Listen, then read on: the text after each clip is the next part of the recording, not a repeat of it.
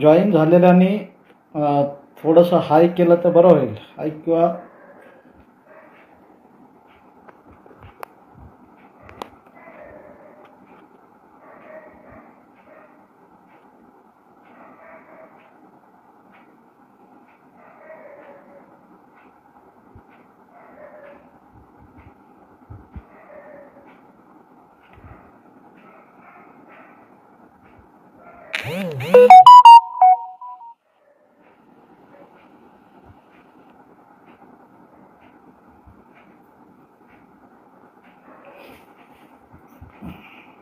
दोन मिनिटातच सुरू करतोय.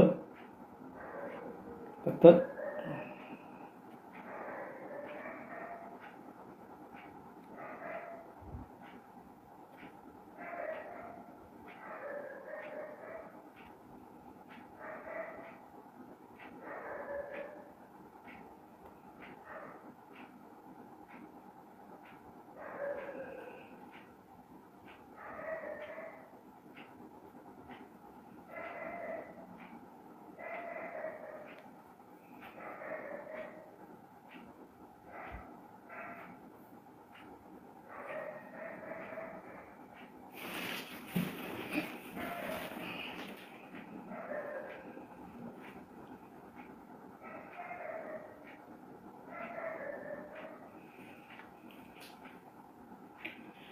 ठीक आहे, सुरू करूया.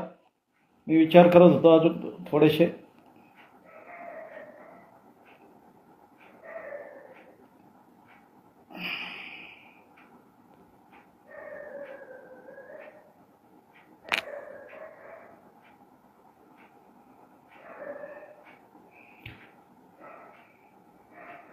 सुरू करायचं.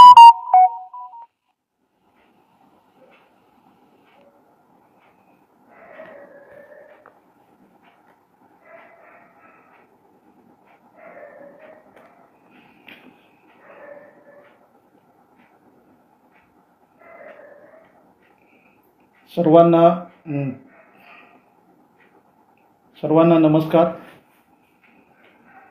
मित्रांनो, अतिशय तातडीनं खरं तर हे फेसबुक लाईव्ह घेतोय. फक्त अर्ध्या तासाच्या शॉर्ट नोटीसवर आपण भरपूर जण सध्या फेसबुक लाईव्हसाठी उपस्थित झाला. हे फेसबुक लाईव्ह घेण्याच्या पाठीमागचं मुख्य कारणच हे आहे की गेल्या 2 ते 3 दिवसापासून सातत्यानं फोन येत आहेत माझ्याकडं. म्हणजे जवळपास मला वाटतं सर्वच मुख्य समन्वयकाकडे हे फोन जात असतील. तसे माझ्याकडे 2-3 दिवसापासून कंटिन्यू सातत्यानं फोन येत आहेत. कोणाचा ना कोणाचा जवळपास नाही म्हणलं तरी दर दिवसाचे मिनिमम 100च्या वरती कॉल येणं सुरू झालेलं आहे.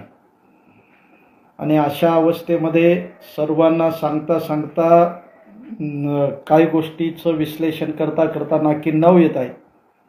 त्यापेक्षा विचार केला की आपण फेसबुक लाईव्हच्या माध्यमातून सर्वांसोबत एकदा संवाद साधूया की जेणेकरून काही जे प्रश्न सध्या उपस्थित झालेले आहेत किंवा एक संभ्रम तयार झालेला आहे, या संभ्रम तयार झालेल्या परिस्थितीमध्ये सर्वांना काही गोष्टी तुमच्यासोबत बोलणं नितांत गरजेचं झालेलं आहे. कारण काय होईल की हा संभ्रम जर वाढतच गेला आणि याच्या बाबतीमध्ये जास्तीत जास्त लोक जर नको तेवढी चर्चा व्हॉट्सअप, इंस्टाग्राम, फेसबुक किंवा तत्सम इतर सोशल मीडियावर जर करत असतील तर ही गोष्ट अतिशय सर्वांसाठीचीच घातक होणारी गोष्ट आहे. ही एक लक्षात येत चाललेला आहे. आणि या गोष्टीचा फायदा नको त्या परिस्थितीमध्ये गव्हर्नमेंट उचलण्याची शक्यता आहे. त्याच्यामुळं आपल्यासोबत हितगुज करणं मला गरजेचं वाटलं.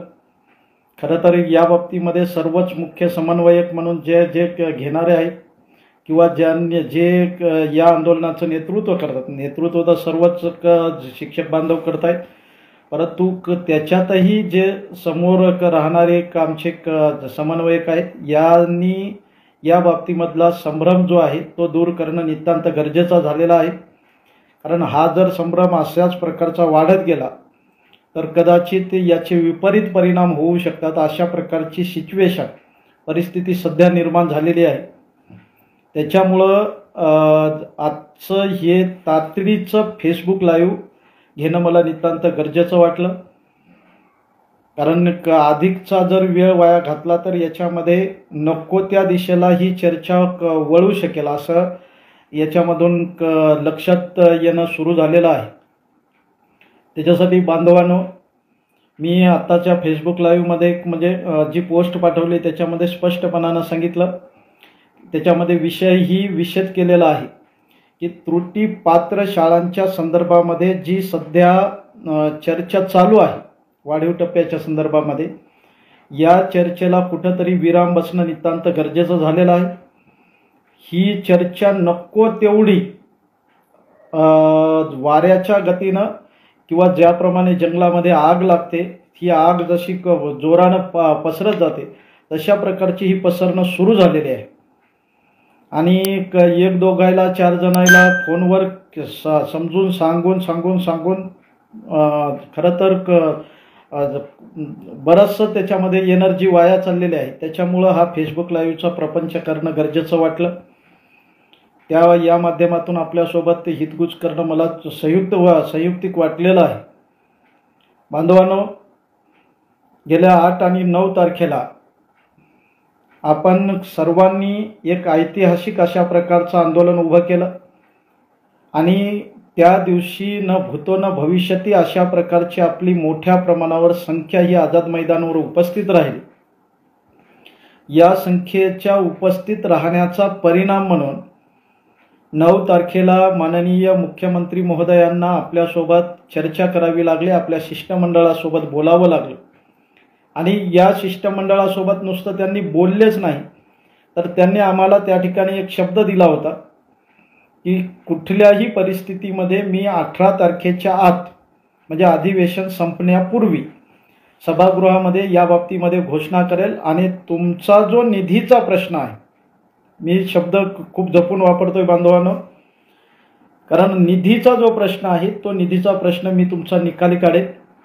बांधवांनो, मला त्या शिष्टमंडळामध्ये मी स्वतः उपस्थित होतो आणि त्या शिष्टमंडळामध्ये उपस्थित असताना मी स्वतः त्या ठिकाणी एक प्रश्न साहेबाच्या समोर, देवेंद्र भाऊच्या समोर उपस्थित केला होता की साहेब 10 ऑक्टोबर 2024ला जी मंत्रिमंडळ बैठक झाली, या मंत्रिमंडळ बैठकीमध्ये निर्णय झाला होता की या मंत्रिमंडळ बैठकीच्या निर्णयानुसार आपण 14 ऑक्टोबर 2024 रोजी जो शासन निर्णय काढलेला आहे, या शासन निर्णयामध्ये स्पष्टपणानं सांगितलेलं आहे की 3361, 3379, 3261, त्याचबरोबर 511 आणि दुसरं एक हेड आहे, या हेडमधून यांच्या वेतनाच्या अनुदानाचा खर्च भागवण्यात यावा. याच्यासाठी देवेंद्र भाऊंना आम्ही फक्त एवढीच एक म्हणजे मी स्वतः ती विनंती केली होती. सर्व शिष्टमंडळातल्या सदस्यांना आपण ही गोष्ट विचारू शकता किंवा आमदार महोदयांनाही विचारू शकता. तर त्याच्यामध्ये मी ही एक विनंती त्याला केली की आपण फक्त 14 ऑक्टोबर 2024चा जो शासन निर्णय आहे, या शासन निर्णयाच्या अंमलबजावणीचे आदेश आयुक्तांना द्यावेत, ही अशा प्रकारची एक स्पष्ट मागणी त्याच्यामध्ये केली होती. त्याच्यावर देवेंद्र भाऊंनी एक शब्द दिला होता की अशा प्रकारचं केवळ आणि केवळ मी अंमलबजावणीचे आदेश दिले तर कदाचित तुम्हाला निधी म्हणजे नुसता तो कागद होईल. आणि मी म्हणजे स्वतः देवेंद्र फडणवीस सांगत होते की मी तुम्हाला तुमच्या या शासन निर्णयाची अंमलबजावणी डायरेक्टली म्हणजे निधीसहित व्हावी अशी माझी नम्र विनंती म्हणजे नम्र भावना आहे म्हणे. आणि या भावनेमुळंच मी तुमचं येत्या 18 तारखेच्या आत सभागृहामध्ये याच्या संदर्भामध्ये निवेदन करणार आहे, अशा प्रकारचा त्यानं शब्द दिला होता. आणि तुमचा निधी तुम्हाला निधीसहित या शासन निर्णयाची अंमलबजावणी केल्या जाणार आहे. हे त्यांनी त्या ठिकाणी अतिशय नम्रपणानं आणि स्पष्टपणानं सांगितलं होतं. तिथं सगळ्या आमदार महोदयानं ही गोष्ट उचलून धरली, नंतर ही गोष्ट उचलून धरली की 14 ऑक्टोबर 2024च्या शासन निर्णयानुसार तातडीनं निधी वितरित करून त्याची अंमलबजावणी होणं नितांत गरजेचं आहे. बांधवांनो, एवढं स्पष्ट बोलल्याच्या नंतर मुख्यमंत्री महोदयांनी 14 ऑक्टोबर 2024च्याच मुद्द्यावर त्यांनी जास्तीत जास्त भर दिला होता. त्याच्यामध्ये कुठंही या शासन निर्णयाला 1% कुठंतरी याच्यात बदल करण्याचा त्यांनी कुठल्याही प्रकारचा सुतोवाच केला नाही. याच्या बाबतीमध्ये देवेंद्र फडणवीस साहेबाचं, माननीय उपमुख्यमंत्री शिंदे साहेबाचं, माननीय उपमुख्यमंत्री अजित पवार साहेबाचं, या सर्वांचा आम्ही मनापासून आभार व्यक्त करतो, धन्यवाद व्यक्त करतो. कारण त्यांनी या शासन निर्णयानुसारच आपल्याला निधी द्यायचं मान्य केलं. त्याच्यामध्ये सर्व शिष्टमंडळाच्या वतीनं एक गोष्ट ठरवण्यात आली की 1 जुलै 2025 पासूनचा सध्याचा तातडीचा टप्पा म्हणजे तातडीचं वेतन सुरू करण्यासाठी आपण निधी उपलब्ध करून द्यावा. याच्यामध्ये असंही आमदार विक्रम काळे साहेबांना आणि इतर काही आमदार साहेबांना एक गोष्ट मांडली की आता आपण 1 जुलै 2000 म्हणजे जुलै महिन्याचं वेतन तातडीनं निघावं, याच्यासाठीचं तातडीनं निधी उपलब्ध करून द्या. आणि एरियसचा जो निधी आहे तो एरियसचा निधी हिवाळी अधिवेशनामध्ये म्हणजे डिसेंबरच्या अधिवेशनामध्ये पूर्वनी मागणी लावून तो निधी आमच्यासाठी मंजूर करून द्या. तर ही गोष्ट स्वतः देवेंद्र फडणवीस साहेबांनं त्या ठिकाणीही मान्य केली. त्याने सांगितलं की अशाच प्रकारचं करू, आता तुमचं जर एकदा वेतन सुरू झालं तर ते कुठल्याही परिस्थितीमध्ये बंद होणार नाही, याच्यासाठीचा ठाम विश्वास त्यांनी सर्वांना आम्हाला दिला आणि सांगितलं की मी तुमचं काही झालं तरी तुम्हाला 18 तारखेच्या आजपर्यंत मी तुमची सभागृहात घोषणा करून तुम्हाला निधी उपलब्ध करून देतो. बांधवांनो, ही आता जी मधली घटना जसं बोललेलं आहे आज इट इज, मी जशाला तसं तुम्हाला सांगितलंय. याच्यामध्ये तीळ मात्रही एकही शब्द इकडच्या तिकडं सांगितलेला नाही. वाटल्यास या बाबतीमध्ये जेवढे समन्वयक तिथं 10 जणांचं शिष्टमंडळ होतं, या 10 जणांच्या शिष्टमंडळातल्या पैकी कोणालाही जरी आपण ही गोष्ट विचारली तर अशाच प्रकारची चर्चा झालेली होती निधीच्या संदर्भामध्ये. कुठंही 14 ऑक्टोबर 2024चा शासन निर्णयामधला एक ब्र सुद्धा बदलण्याचा त्या ठिकाणी कोणीही विचार केला नव्हता किंवा माननीय देवेंद्र फडणवीस साहेबांना सुद्धा या बाबतीमध्ये कुठलाही साधा उल्लेखही त्या बाबतीमध्ये केला नाही की हा आम्ही GR बदलणार आहोत किंवा काय करणार आहोत. मग एवढं जर सगळं काही स्पष्ट असताना मध्येच मागच्या 3 दिवसापासून एक चर्चा रंगल्या चालली, जी की अतिशय घाणेरड्या पातळीवरची ही चर्चा आहे असं मला वाटतंय, की ज्याच्यामध्ये कुठल्याही प्रकारचा आम्ही कुठलाच म्हणजे तथ्य न जाणता किंवा कुठल्याही प्रकारची त्याच्यामधली शहानिशा न करता नको तेवढी आमच्या स्वतःच्याच हातानं स्वतःच्या पायावर कुऱ्हाड मारण्याच्या दिशेनं केलेली ही कृती आहे असं मला वाटतं. आणि त्याच्यात विशेष करून त्रुटी पात्र बांधवांच्या बाबतीमध्ये. कारण याच्यामध्ये काय आहे बांधवांनो, 14 ऑक्टोबर 2024च्या शासन निर्णयामध्ये स्पष्टपणानं सांगितलेलं आहे की त्रुटीसाठी आम्ही त्रुटीपात्र शाळांसाठी 2 टप्पे वाढीव 2 टप्पे देत आहोत म्हणून. मग जर वाढीव टप्पे 2 देणार असतील तर त्याच्या बाबतीमध्ये 1 जुलैपासून निधी देणार होते ते, त्याच्याऐवजी 1 ऑगस्टपासून दिला. आपण ते मान्य करू की 1 ऑगस्टपासून निधी दिला.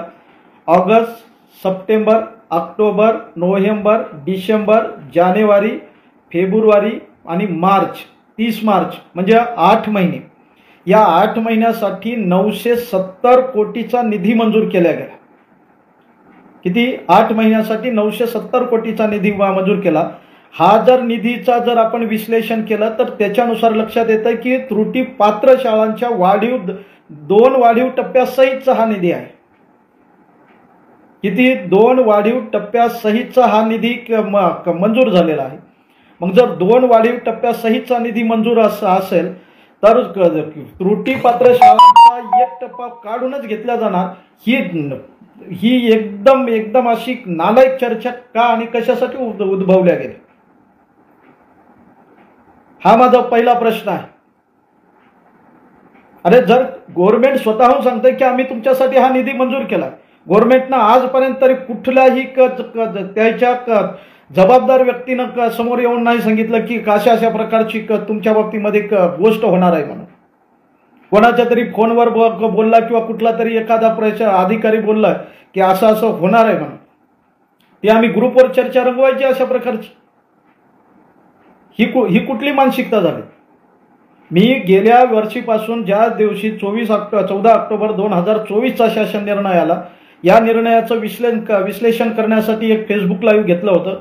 या फेसबुक लाईव्ह मध्ये स्पष्टपणे सांगितलं होतं की निधीची आपल्याला गरज नाही म्हणून, कारण या शासन निर्णयामध्ये या हेड दिलेल्या आहेत आणि या हेडमधून यांच्या वेतनाचा खर्च भागवा म्हणून सांगितलेलं होतं. फायनान्शियल डिसिप्लिनच्या माध्यमातून ज्या वेळेला मी त्याचा अभ्यास केला होता की अशा प्रकारचं एखादा शासन निर्णय काढला, त्याच्यामध्ये जर निधीच्या तरतुदी सहित सांगितलं, तर मग ती गोष्ट आपण सोडून नको त्या गोष्टीच्या पाठीमागं त्या वेळेला पळालो आणि सांगितलं की आमचा निधीच नाही, आमचा निधीच नाही. आमच्या तर काही उत्साही कार्यकर्त्यांना डायरेक्टली आंदोलन लावले मुंबईला, आणि तिथं आंदोलन लावून डंका पिटला गेला की नाही आमचा निधी नाही, आम्हाला निधी मंजूर करून द्या, आमचा निधी नाही, आम्हाला निधी मंजूर करून द्या. आणि शेवटी मग आपल्याला या गेल्या महिन्यामध्ये नको तेवढं मोठं आंदोलन करावं लागलं. म्हणजे जी गोष्ट पुणे स्तरावर होती ती आम्ही मुंबई स्तरावर नेऊन घातली, मंत्रालयाच्या स्तरावर नेऊन घातली. आजही आम्ही त्रुटीपात्राचे पात्र असलेल्या शिक्षकाच्या बाबतीमध्ये काय गोष्ट करणं चालू झाली. अरे जी कुठं चर्चाच नाही, ज्याचा कुठंही मागमुसही नाही, ती आम्ही स्वतःहून ती चर्चा रंगवायला लागलो. स्वतःहून गव्हर्नमेंटकडे चाललो की नाही आमचं तर त्रुटीपात्राचं आमचे 2 टप्पे आहेत, आम्हाला 2 टप्पे द्या म्हणून. अरे तुम्हाला कधी कोणी नाही म्हणलंय म्हणून दुसरा टप्पा भेटणार नाही म्हणून, किंवा कुठं आलेला आहे शब्द एखादा की 14 ऑक्टोबर 2024चा शासन निर्णय रद्द करतोय किंवा अधिक्रमित करतोय म्हणून? शिक्षण मंत्र्यांना त्या दिवशी सभागृहात बोलले तसं काही? म्हणजे एका शब्दानं तरी शिक्षण मंत्री बोलले का त्या दिवशी की आम्ही त्रुटीपात्र शाळांचा 1 टप्पा रद्द करतोय म्हणून? शिक्षण मंत्र्यांना तर स्पष्टपणानं सांगितलं 49,000 लोकांच्या वेतनाचा आम्ही खर्च एवढा मंजूर केलाय बरं. मग एवढा जर खर्च मंजूर केलेला असताना विनाकामाची चर्चा कशासाठी रंगवल्या चालली? म्हणजे जी गोष्ट म्हणजे घडणारी नाही तिला आम्ही घडा म्हणून सांगायला लागलो की काय? म्हणजे हे कशासाठी चाललंय हा प्रकार? म्हणजे परत त्रुटीपात्र बांधवांच्या वर अन्याय करण्यासाठी काय या गोष्टी चालल्यात की काय? अरे म्हणजे किती कमाल आहे का नाही ही गोष्टीची. जी गोष्ट गव्हर्नमेंटच्या मनीना ध्यानी आहे ती आम्ही गव्हर्नमेंटच्या गळी उतरायला लागलो. तुम्ही आमचा टप्पा काढून घेताय, तुम्ही आमचा टप्पा काढून घेताय. अरे वा, ही तर कमालच झाली की नाही. आता किती मोठी गोष्ट झाली. तुम्ही आमचा टप्पा काढून घेताय म्हणून. अरे गव्हर्नमेंट तुम्हाला द्यायला तयार झालं नाही. 970 कोटीचं पहा तुम्ही, सगळं त्रुटीपात्र वाढीव टप्प्यासहित डबल टप्प्यासहितचा त्याच्यामध्ये निधी मंजूर केलेला आहे. जर तो निधी जर कमी मंजूर झाला असता तर आपण म्हणलं असतं 8च महिन्याचा तो निधी आहे. 8 महिन्यासाठी तुम्हाला आपल्याला 970 कोटीचा म्हणजे जवळपास 1000 कोटी दिले गव्हर्नमेंट. मग हे 1000 कोटी आले कशासाठी? 1160 कोटी लागतात आपल्याला पूर्ण वर्षभराच्या टप्प्यासाठी. इथं तर 8च महिने, 4 महिन्याचा शिल्लक एक्सेस निधी कसा काय इथं काल्यासारखं वाटतंय. याचा तर कधी विचार केला का आपण थोडासा तरी?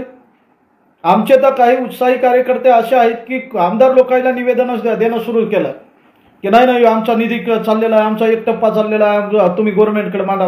अरे कमाल आहे का नाही? ही अशी हा तुमचा अभ्यास असतो का? या प्रकारचा अभ्यास का करून आपण गव्हर्नमेंटकडे मागणी करणार आहोत का? आणि जी झालेली गोष्ट आहे तिच्यासाठी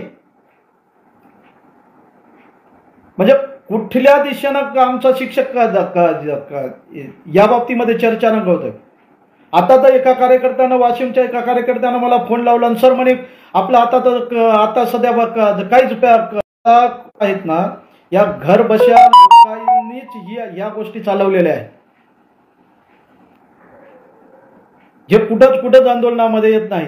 आणि जे आंदोलनामध्ये येणारे काही आमचे नग आहेत की ज्यानं अभ्यास न करता काही गोष्टी डायरेक्टली समोर एकदम फेसबुक म्हणजे सोशल मीडियावर मांडत आहे.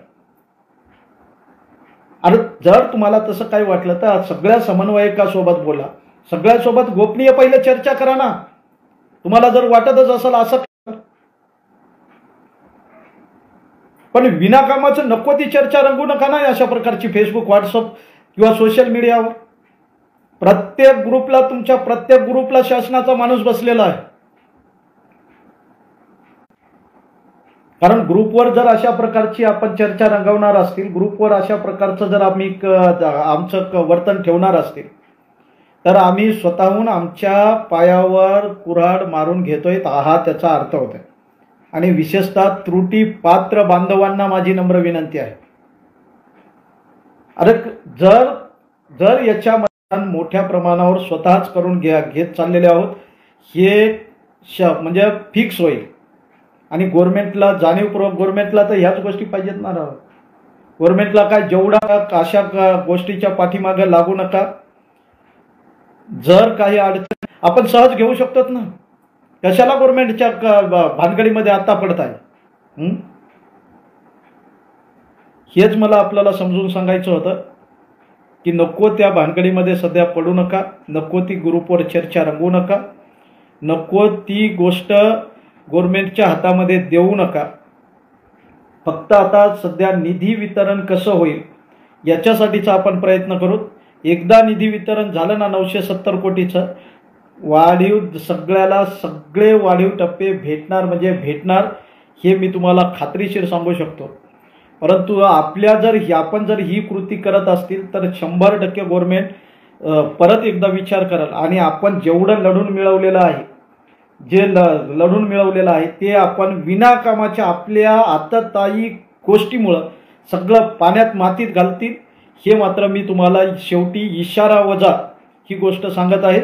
त्याच्यामुळं बांधवांनो, परत एकदा मी आपल्याला नम्र विनंती करतो की अशा चुकीच्या गोष्टीपासून आपण थोडंसं दूर राहा, नेमक्या गोष्टीवर फोकस करू. निधी वितरणाचा तातडीनं आदेश कसा निघेल याच्यासाठी प्रयत्न करू.